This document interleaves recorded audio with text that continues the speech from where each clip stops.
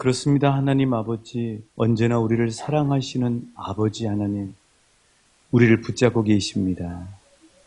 하나님, 우리의 영안을 열어주시고 영적 귀를 열어주시며 마음을 민감하게 하여 주셔서 언제나 한시도 우리를 떠나지 않고 우리 곁에서 음성을 들려주시며 우리를 붙잡고 계시는 하나님의 손 붙잡고 광야와 같이, 그리고 한치 앞을 내다볼 수 없는 인생이지만 하나님 안에서 승리하는 우리 모두 될 수 있도록 지금도 축복하시고 계시는 줄 믿습니다. 저희들 하나님 앞에 섰습니다. 하나님 앞에 앉았습니다. 하나님의 말씀만 듣길 원합니다. 주님, 말씀으로 우리의 영혼육을 변화시켜 주시옵소서. 말씀이 살아 운동력이 있다고 하셨사오니 우리의 속사람이 변화되게 하여 주시고 왕춘교회의 방향키를 말씀을 통하여 이끌어 주옵소서. 기대하고 소망하오며 예수님 이름으로 기도하옵나이다. 아멘. 우리 주님 이름으로 사랑하고 축복합니다. 송충이는 뭘 먹어야 해요? 솔잎을 먹어야 되죠. 그렇습니다. 자, 송충이는 솔잎을 먹어야 됩니다. 갈잎을 먹으면 안 돼요. 그렇다면 우리 사람은 무엇을 먹고 살아야 될까요? 우리 사람은 무엇을 먹고 살아야 되는 존재일까요? 밥을 먹고 살아야 됩니다. 그렇습니다. 그러나 밥만으로는 안 된다는 사실. 자, 뭘 먹어야 되는가? 국민일보에 보니까요, 아살새라는 연재란이 있더라고요. 아살새가 뭐냐면 아직도 살만한 세상이라고 하는 연재가 있어요. 이 코로나를 거의 3년 가까이 우리가 겪으니까 사람들이 정말 감동되고 따뜻한 이야기들이 너무 그리운 거예요. 그래서 국민일보에서 연재를 해놨는데 정말 많이 연재를 해놨더라고요. 하나하나의 그 사연들이 실제 삶의 이야기이고요. 그것을 읽으셨을 때 우리 마음이 따뜻해지고 도전을 받는 역사가 있게 될 줄 믿습니다. 거기에 많은 이야기들이 있는데 한 이야기를 소개하려고 해요. 한 어떤 남자 대학생이요, 죽으려고 마음을 먹은 거예요. 너무 힘들었나 봐요. 말로 할 수 없이 힘들었나 봐요.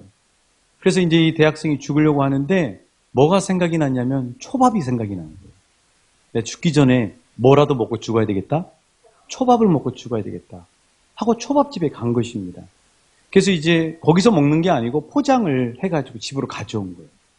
이제 얼마나 그 초밥이 먹고 싶은 마음도 있었겠지만 여러 가지 복잡한 감정들이 마음 가운데 있었겠죠. 그 포장지를 딱 뜯었더니 그 안에 먹음직스러운 초밥만 있는 것이 아니라 저렇게 비누장미라고 그러죠. 비누장미와 분홍색 포스트잇에 이런 글귀가 써져 있었더라는 거예요. 독수리도 강풍이 나는 법을 익히기 위해 연습하고 노력한대요. 저희도 항상 노력하겠습니다. 고객님의 사랑에 감사를 드립니다. 무슨 초밥집. 근데 여러분, 우리 생각 같아서는 기분 잠깐 좋다가 말겠지 이렇게 생각될 수 있는데 극단적인 생각을 하고 자기 운명을 끝내려고 했던, 인생을 끝내려고 했던 이 젊은이에게는 그 포스트잇과 그 비누 장미가 너무나 따뜻한 감동으로 다가온 거예요. 세상이 정말 살만한 세상에 아직도 이런 사람들이 있구나 하는 것을 깨닫게 됐나 봐요. 그래서 초밥 반, 눈물 반을 먹고 꾸역꾸역 초밥을 삼키면서 눈물을 쏟게 되고, 그러면서 이 젊은이가 너무나 감사하게도 다행스럽게도 다시 살아야 되겠다고 하는 결심을 갖게 됐다. 그래서 너무너무 감사해서 이 젊은이가 자기 SNS에다가 이렇게 그 초밥집에 감사의 글을 올린 것입니다. 이런 내용이에요. 다 읽어드릴 수는 없는데요. 밑에 부분에 보면은 메모와 비누 꽃 장미 한 송이가 저의 목숨을 살려줬습니다. 정말 감사합니다. 이렇게 되어 있고. 자, 여러분, 방금 이 사연을 들으셨는데요. 사람은 밥을 먹어야 됩니다. 그러나 이 젊은이는 뭐가 살렸어요? 초밥이 살렸어요? 아니죠. 이 따뜻한 마음을 가진 초밥집의 이 주인이 쓴 손편지와 장미에 담긴 사랑과 감사가 극단적인 생각을 했던 이 젊은이를 순간적으로 살려냈다는 사실. 그때부터 이 초밥집 주인은요, 코로나19의 팬데믹이 계속됨에도 불구하고 여전히 고객들에게 손편지 포스트잇과 이 비누 장미를 선물해 준다는 거예요. 자, 그러면 이 초밥집은 망했을까요? 잘 됐을까요? 잘 됐죠. 그런 사연들을 통해서 이 초밥집 주인은 계속해서 사명감을 가지고 기쁨으로 초밥만 포장하는 것이 아니라 그렇게 귀한 마음을 담아서 포장을 하는 것이죠. 그래서 사람이 무엇으로 사는가를 참 고민을 많은 사람들이 했는데 세계 대문호인 톨스토이라고 하는 사람이 사람은 무엇으로 사는가라는 책을 썼어요. 그런데 그 책을 보면은 한마디로 요약하면 결론적으로 사람은 뭘 먹고 사냐면 밥만 먹고 사는 것이 아니라 따라해 주시겠습니다. 사랑을 먹고 산다. 자, 옆 사람에게 축복할까요? 사람은 밥도 먹지만 사랑을 먹어야 삽니다. 할렐루야. 근데 그 사랑을 누가 줘야 되냐고요? 여러분이 주셔야 되는 거예요. 받으려고만 하지 말고 내가 주시면 돼요. 그게 예수님의 사람들이죠. 예수님의 사람 먼저 주는 거예요. 내가 먼저 사랑하면 우리 가족 식구들도 마음이 열려서 사랑을 되갚아 주는 거죠. 그러니 얼마나 우리 집에 사랑의 하트꽃이 뿅뿅뿅 하고 그렇게 떠다니겠어요. 자, 오늘 본문을 보시면 15절에 보시면 사도 바울은 이렇게 이야기하고 있어요. 우리 15절 같이 읽어보실게요. 시작.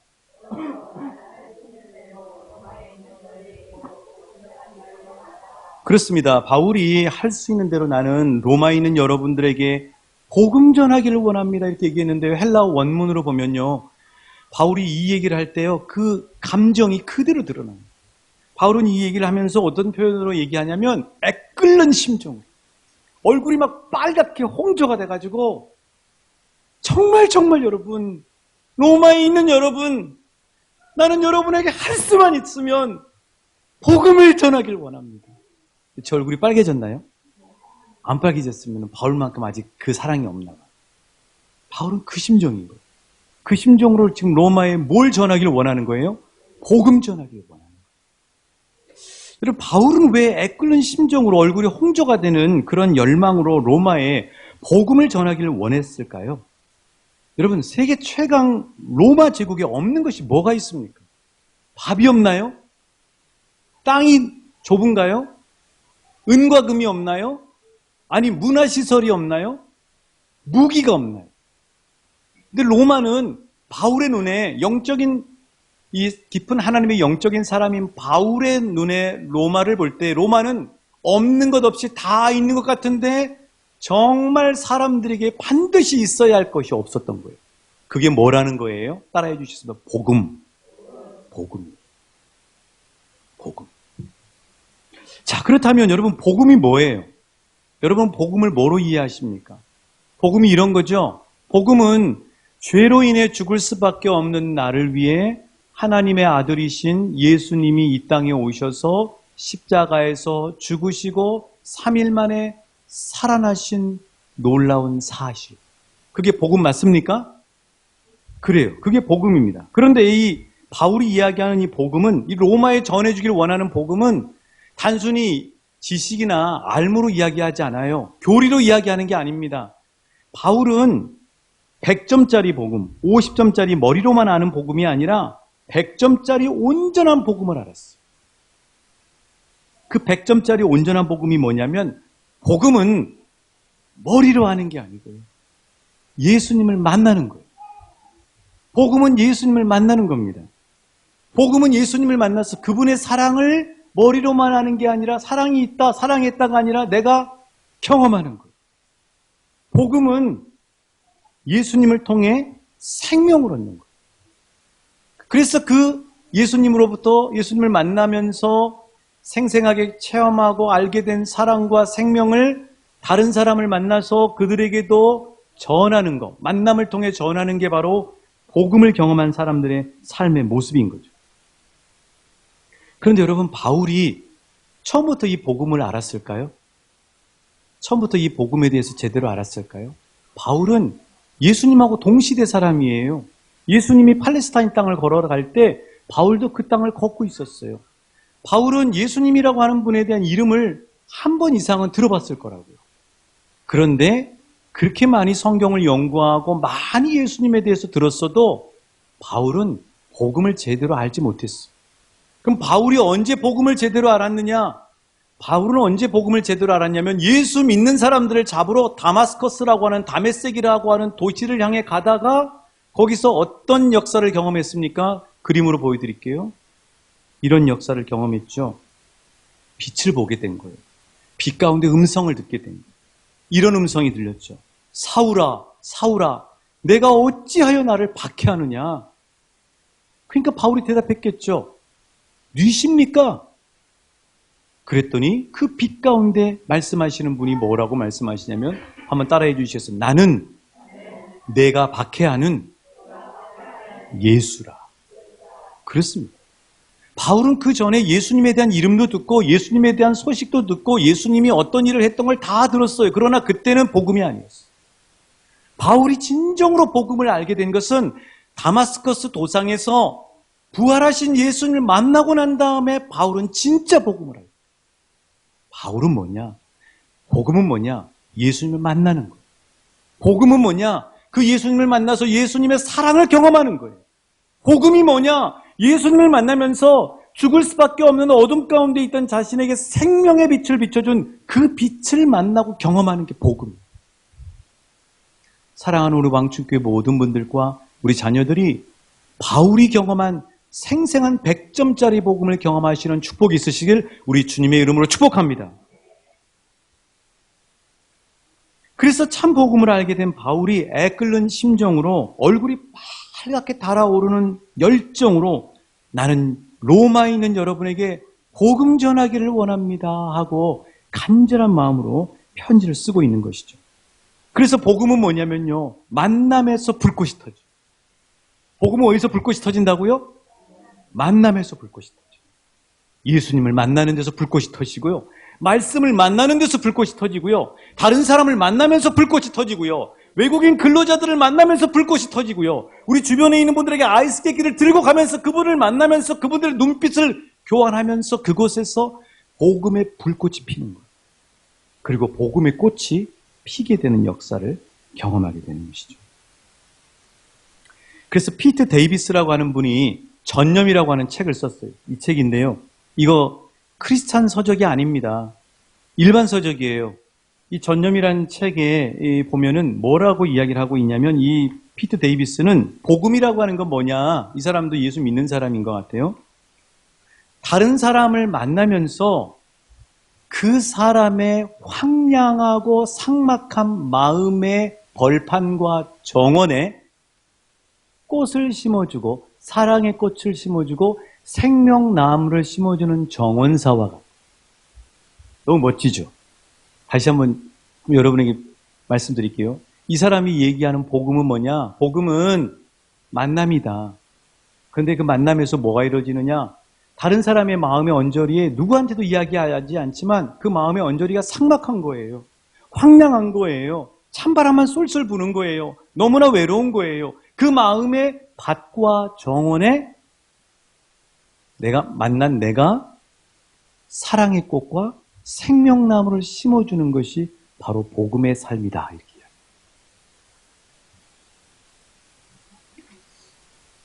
어느 왕따를 당한 아이를 둔 부모가 이런 사연을 아살세에 이렇게 올렸더라고요. 아직 살만한 세상이라고 하는 것을 올렸어요. 서울에 이렇게 살았는데 서울에 살다가 자기 아이가 왕따를 당한 거예요. 얼마나 부모가 속상했어요. 그래서 그 상처가 깊었는지 이사를 한 겁니다. 그래서 서울에서 동쪽으로 가면 하남이라고 하는 곳이 있어요. 하남, 그 강변 옆에가 있는데 그 하남이라고 하는 곳으로 이사를 가게 된 겁니다. 이제 이사를 가서 조금 그곳에서는 조금 덜 치열하고 그러니까 아이나 자기에게 좀 한숨을 고를 수 있는 그런 여유를 가질 수 있지 않을까 하는 생각으로 이사를 가신 거죠. 이제 어느 날 이제 아이가 뭘 먹고 싶다 그래서 돈을 주고 이제 마트에 보낸 거예요.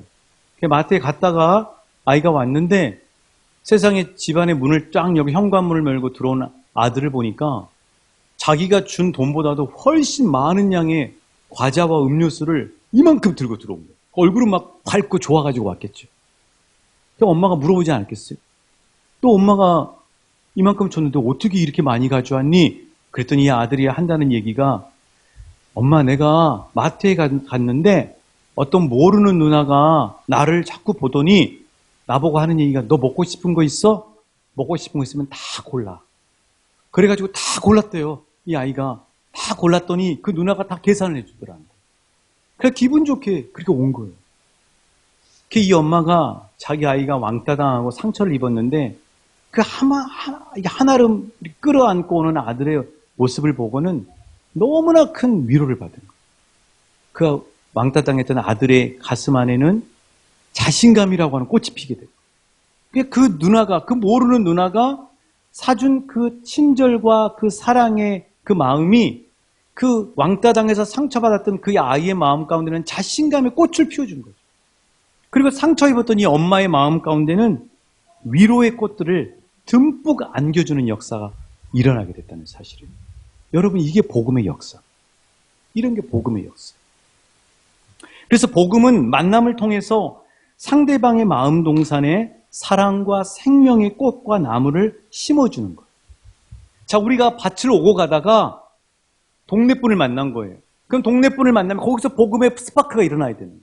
어떻게 해요? 한번 따라해 주자. 손을 한번 딱 들고. 손을 드시고. 잘 있었어요? 더운데 애쓰죠? 건강하세요? 그러면 그 지나갔던 이웃의 마음 가운데 기쁨과 소망의 꽃이 심어지는 거죠. 자, 내가 건네는 감사합니다라는 한마디가 우리 집에 오신 택배기사님이나 요양보호사 선생님께 보람과 행복의 꽃을 안겨드리는 거예요. 실은 복음은 거창하게 하는 게 아니에요. 우리 삶 속에서 우리가 만나는 수많은 사람들에게 우리가 어떻게 그들에게 사랑과 친절을 베풀고 우리 입술을 사용하느냐에 따라서 그분들의 마음 가운데 생명과 사랑의 꽃과 나무를 심어주는 복음의 역사가 일어나게 되는 거죠. 그 모습을 보고 하나님이 얼마나 영광 받으시겠어요. 이 복음이라고 하는 것, 이 복음 그 자체이신 예수님이 이 땅에 오신 이유가 바로 이런 사랑과 생명을 심어주시기 위해 우리에게 오신 거죠. 죄로 인해 잔뜩 죽음의 그늘이 드리워져 있는 칠흑 같은 흑암에 사로잡혀있는 이 땅에 예수님은 빛으로 오셨어. 여러분, 빛이 비치면 어떻게 됩니까? 어둠이 사라지고 떠나가요. 어둠이 사라지고 그리고 흑암이 물러가는 역사가 빛이신 예수님이 이 땅에 오심을 통해 우리의 어두웠던 마음 가운데 찾아오심을 통해 우리는 빛을 보게 된 거죠. 여러분, 빛을 보신 분들이시죠? 그래서 빛의 사자들이잖아요. 여러분은 빛의 사자입니다. 빛이신 예수님을 만난 사람들이에요. 그래서 빛의 사자들이에요. 온통 삭막해져 가고 척박해져 갔던 우리 마음밭에 예수님이 찾아오시니까 그곳에 예수님이 찢어주신 옥체의 그 모든 생명의 씨앗들이 우리 마음의 밭에 심겨지면서 생명의 열매들이 주렁주렁 맺혀지는 역사가 일어나게 된 거죠. 그래서 저는 민들레를 보면 너무 친근하고 좋아요. 여러분, 그 민들레 이렇게 날아가려고 준비하고 있는 이런 거 아시죠? 그 민들레가 바람이 불면 하나하나 자기 몸을 찢어주잖아요. 저는 그 민들레의 그 봉우리를 볼 때마다, 씨앗의 봉우리를 볼 때마다 십자가에서 우리를 살려주시기 위해서 다 찢어주신 그 예수님 생각입니다. 예수님의 그 살점이, 예수님의 옥체가 말씀으로 우리 안에 들어오면서 우리의 삭막한 마음 가운데 생명의 꽃이 돋아나는 역사를 경험하게 되는 거죠. 저 여러분의 마음의 동산을 한번 봐보십시오. 그곳에 예수님의 그 옥체로 인해서 꽃핀 생명의 꽃들이 만발해 있는 역사를 경험하고 계시는 줄 믿습니다.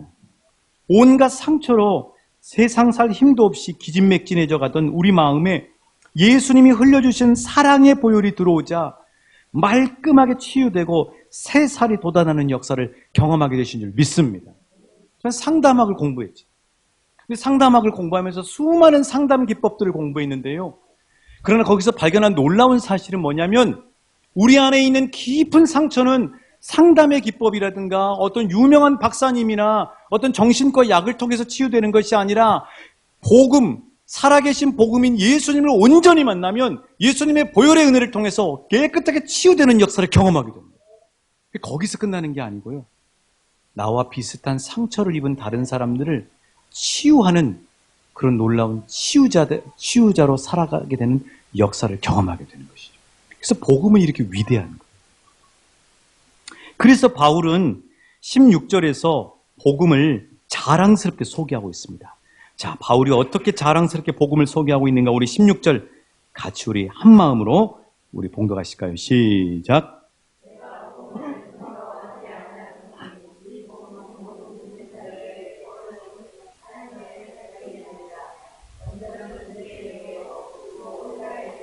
그렇습니다. 여러분, 바울이 복음을 부끄러워하지 않고 자랑하는 이유가 뭐예요? 복음 안에는 뭐가 있어요? 모든 믿는 사람을 구원하는 하나님의 능력이 있어요. 그리고 복음이 닿는 사람마다, 복음이 닿는 곳마다 살아나는 역사가 일어나게 된다는 거예요. 그게 바로 구원이라고 하는 단어로 응축되어 있는 겁니다. 자, 그런데 더 놀라운 사실은 하나님은 나를 통해 전해지고 심겨지는 복음이 상대방을 구원하고 살리는 것뿐만 아니라 또 하나의 놀라운 역사는 뭐냐면 나도 살아나는 역사를 경험합니다. 내가 복음을 다른 사람에게 전하면 나의 눈빛이 됐건 손짓이 됐건 나의 친절이 됐건 나의 배품이 됐건 나의 문자가 됐건 나의 위로 전화가 됐건 내가 그분에게 섬기는 예수님의 마음으로 섬기는 그 복음의 섬김을 통해서 내게 빠져나가는 것으로 끝나는 것이 아니라 바울은 17절에서 뭐라고 이야기하냐면 복음의 삶을 살고 복음을 흘려보내는 삶을 살아가는 사람들을 오히려 더 복음으로 풍성해지고 믿음이 깊어지고 의인은 믿음으로 말미암아 살아나는 역사를 경험하게 된다는 사실이에요. 이게 복음의 힘. 그래서 복음 전하는 게 너무 기쁜 거예요. 복음 전하는 게 너무 기쁘고요. 복음을 위해 사는 게 너무 기쁘고요. 내가 사니까. 내가 풍성해지니까. 자, 그래서 이 복음에는 신비가 들어있는데요. 이 나타나서라는 말이 헬라어로는요, 요한계시록이라는 말, 아포칼립스. 신비가 복음이라고 하는 보물이 상자에 딱 들어있는데 그 상자를 쫙 여는 순간에 보물이니까 빛이 쫙 나오잖아요. 그 신비, 빛이 쫙 나타나면서 그 안에 있던 그 복음이라고 하는 보물의 신비가 생생하게 빛으로 드러나는 역사를 이야기하는 게 나타나더라. 이 복음은 전하면 전할수록 내가 더 풍성해지고 복을 받는 역사가 일어나게 되는 거죠. 자, 그래서 우리 왕춘교회도 이 사실을 절대 잊지 않고 복음으로 풍성해지는 교회가 되어야 할 줄 믿습니다. 10여 년 전에 제가 왕춘교회 오게 된 계기가 뭐예요? 안타깝게도 우리 교회가 어려움을 겪게 된 거죠. 그렇죠? 근데 제가 말씀을 준비하면서 이 본문을 묵상하면서 10여 년 전에 우리 교회가 왜 어려움을 겪게 됐을까? 그 이유는 뭐냐면요. 한마디로 이야기하면 다른 거 다 빼고 복음이 후퇴하려 했기 때문에. 어떤 복음이? 그렇게 하나님 앞에 귀하게 사로잡혀서 쓰임받았던 청소년 말씀 수련회라고 하는 이 복음 증거의 사명이 해야 되냐 말아야 되냐 복음이 후퇴되면서부터 왕춘교회가 흔들리기 시작하고 시험이 드는 역사를 경험할 수밖에 없었다는 사실. 그래서 이 사실을 절대 잊어버리시면 안 돼요. 그리고 또 하나는 교회가 어려움을 겪으니까 그 다음부터 어떻게 되느냐, 성도님들의 가정이 평안하지 않아요. 아픈 분들이 나오고 가정들이 힘들고 그리고 힘을 얻을 수가. 그래서 이 교회를 칼빈은 뭐라고 그러냐면 성도의 어머니라고 이야기하고 있어요. 여러분, 교회가 잘 돼야 내가 잘 됩니다. 교회가 풍성해져야 내가 잘 돼요. 교회가 평안해야 내가 평안할 수 있어요. 이게 바로 칼빈이 얘기한 교회는 이 성도의 어머니라고 하는 이야기. 그래서 그런 아픔을 겪고 난 다음에 우리가 정신을 차리고 말씀과 기도를 붙들고 복음에 다시 매진을 하기 시작한 거예요. 그러면서 하나님은 어떤 축복을 주셨죠? 우리 교회가 한 달에 선교비로 200만 원이 계속 이렇게 전 세계뿐만 아니라 지역 가운데 퍼져가고 있습니다. 17개 지역에 우리가 한 달에 200만 원 정도씩을 계속해서 선교하고 있어요. 플로잉 사역, 이번 주부터 할 플로잉 사역을 통해서 지역을 섬기고 있어요. 이웃사랑 김장 2015년 11월 11일부터 7년째, 올해 이제 8년째 되는데 이웃사랑 김장을 하고 있어요. 새벽방 사역을 하고 있고 이렇게 하고 있어요. 자, 그런데 다시 정신을 차리고 말씀과 기도를 붙들고 복음에 매진하면서부터 하나님께서 교회 가운데 어떤 축복을 주셨냐면요. 이런 축복을 주셨습니다. 자, 서집사님 일정표 한번 띄워주세요. 자, 이거는요. 제 일정표입니다. 저는 사역을 하면서 구글에 이 스마트폰에 일정 관리를 해요. 그러니까 지금까지의 삶을 그때 무슨 일이 있었는지를 날짜를 찾으면 다 나와. 자, 제 스마트폰에 일정이 어떤 일정이냐면 이사의 일정. 여러분 기억이 나실지 모르겠는데요. 2019년도 2월 28일부터 이사하는 역사가 일어났어요. 2019년도에 전무후무한 일이 일어났습니다. 어떤 전무후무한 일이 일어났냐면 이거는요. 제가 왜 이걸 준비했냐면 실은 코로나 안 걸렸으면 서울에 가서 설교할 일정이었잖아요. 그곳에 가서 제가 전할 이야기가 뭐였냐면 복음이었어요. 왕춘교회에서 사역을 해보니까 복음을 붙들고 나갔더니 하나님께서 전무후무하게 교회를 축복하시더라 하는 이야기를 하려고 제가 준비한 거예요. 2019년도를 보니까요. 2월 28일부터 해가지고 2019년도 끝까지 1년 내내 이사 신방을 다녔습니다. 그래서 2021년도까지 17가정이 이사를 했어요. 그것도 어떻게 이사했냐면 자기 집을 사서 이사를 했어요. 그런 역사가 일어난 거예요, 여러분. 그것뿐만 아니라 그 다음 사진 한번 보여주세요. 여러분 이거 우리 교회 차를 사시면 예배하는 예식서입니다. 그렇죠? 주님은 제 삶의 주인이시며 이 운전대의 주인이십니다 하고 예배하는 거예요. 여러분 저거 엄청나게 많이 찍어냈습니다.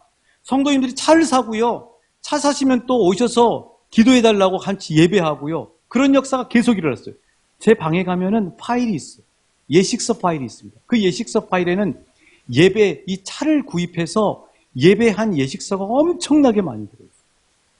자, 이런 역사가 시험 가운데 있던 왕춘교회가 다시 정신을 차리고 겸손함을 회복하고 하나님 앞에 말씀과 기도를 붙들고 복음을 향해서 매진하면서 이웃사랑 김장을 하고 계속해서 이웃을 향해 달려가고 세상 가운데 하나님의 복음을 전하는 삶에 매진하기 시작하니까 하나님께서 이사의 역사를 허락하시고 차들을 사게 하고 가정마다 평안하게 하고 여러분에게 말씀의 복음이 충만할 수 있도록 하나님이 축복해 주시잖아요. 이 사실을 기억하시면 안 돼요.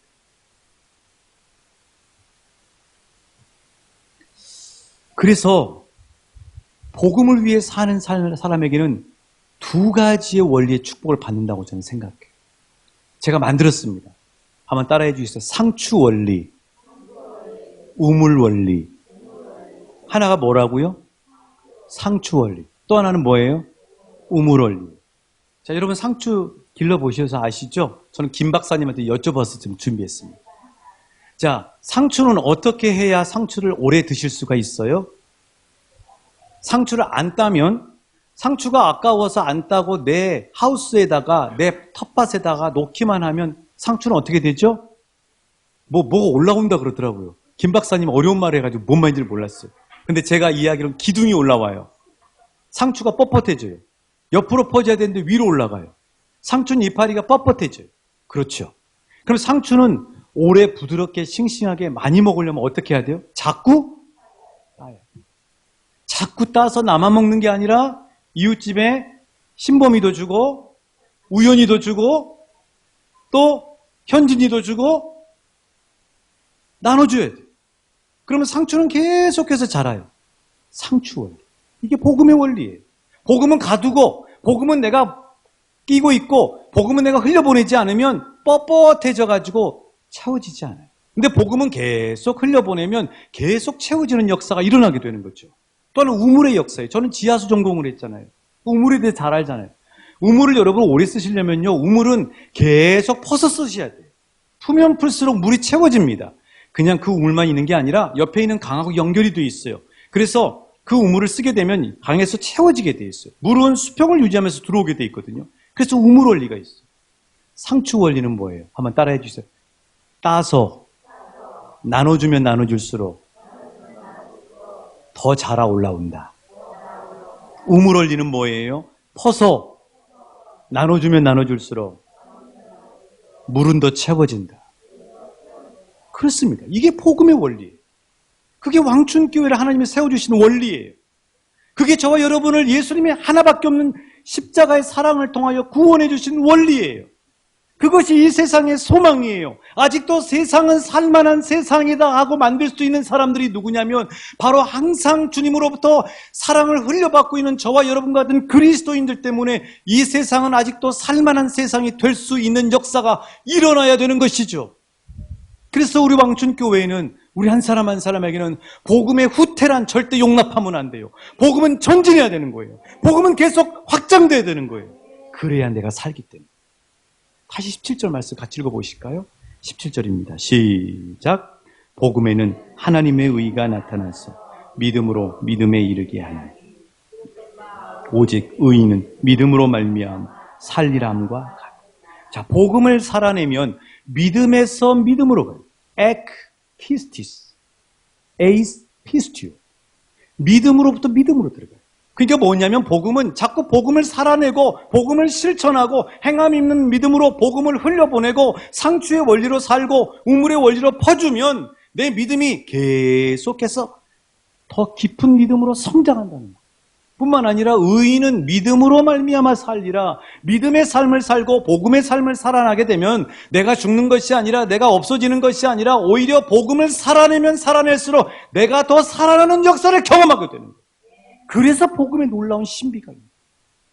이 신비를 날마다 알고 누리시는 우리 왕춘교회 한 분 한 분이신 줄 주님의 이름으로 축복합니다.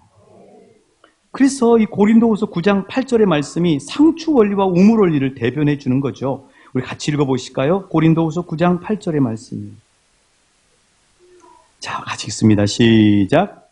하나님이 능히 모든 은혜를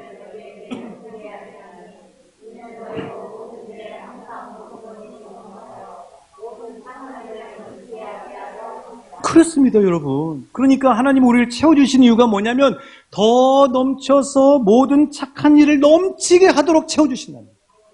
모든 착한 일을 안 하고 자기 안에 가두면 계속 짜그라들어요. 짜그라들어요. 흘려보내면 계속 넘쳐요. 이게 복음의 신비예요. 자, 아브라함에게 하나님이 이렇게 축복해 주셨죠. 우리 아브라함의 복을 받기를 원하죠. 자, 아브라함의 복 창세기 12장 2절 3절이에요. 흥분을 안 해야 되는데 또 흥분하네. 자, 창세기 12장 2절 3절입니다. 시작. 내가 너로 큰 민족을 이루고 내게 복을 주어 내 이름을 창대하게 하리. 너는 복이 될지라. 너를 축복하는 자에게 내가 복을 내리고 너를 저주하는 자에게 내가 저주하리니 땅의 모든 족속이 너로 말미암아 복을 얻을 것이라 하시니. 너로 큰 민족을 이룬다. 내 이름을 창대하게 하겠다. 그렇게 하신 이유가 뭐냐? 너는 복이 될지라. 그 복이 뭐냐? 나 혼자 복 받고 끝나는 게 아니다. 너로 인하여 땅의 모든 족속이 복을 받을지니. 그러니까 하나님이 우리에게 풍성하게 채워주는 복의 원리는 뭐냐면 상추의 원리, 우물의 원리인 거예요. 계속 흘려보내야 되는 거예요. 사랑하는 여러분, 이웃사랑 김장이 후퇴되면 안 됩니다. 그리고 우리가 죽는 거예요. 우리가 자꾸 복음에서 후퇴하시면 안 돼요. 복음을 향해 전진하셔야 돼요. 그래서 하나님은 빌립보 교회를 칭찬하신 거예요. 이 칭찬은 우리 왕춘교회가 계속 받아 누리셔야 돼요. 언제까지? 예수님 오시는 그날까지. 계속 예수님이 오시는 그날까지 복음의 전진을 해야 되는 거죠. 하나님은 어떻게 빌립보 교회를 칭찬했는가 한번 같이 볼까요? 빌립보서 1장 3절부터 6절의 말씀입니다. 시작. 내가 너희를 생각할 때마다 나의 하나님께 감사하며 간구할 때마다 너희 무리를 위하여 기쁨으로 항상 간구하며 너희가 첫날부터 이제까지 복음을 위한 일에 참여하고 있기 때문에 너희 안에서 착한 일을 시작하시니 그리스도 예수의 날까지 이루실 줄을 우리는 확신합니다. 너희가 처음부터 끝까지 복음을 위한 일에 참여하고 있기 때문에 복음은 물러나면 안 됩니다. 교회가 존재하는 이유는 구멍가게가 아니에요. 교회는 그 안을 채우는 게 아닙니다. 교회는 계속해서 흘려버리는 거예요. 우물이에요. 세상을 살리도록 하나님이 부르신 복의 통로예요. 절대 왕춘교회에서는 복음의 후퇴가 있으시면 흥분했나요? 흥분해야 됩니다. 이거는요, 우리 왕춘교회 생명력이 달려있고 우리 한 사람 한 사람의 생명력이 달려있기 때문에 말씀을 정리할게요. 복음이 세상을 살립니다. 복음이 대한민국을 살려요. 복음이 나를 살립니다. 복음의 삶을 살아요. 지금 여러분 열심히 사시고 계시는데요. 계속해서 복음의 확장과 진보를 이루시고 복음의 전진하시면서 하나님이 바울을 통해 말씀하신 복음을 통해서 날마다 사는 역사를 경험하는 한 분 한 분 되시길 주님의 이름으로 응원하고 축복하고 함께 나아가십시다. 할렐루야! 우리 함께 찬양하실까요?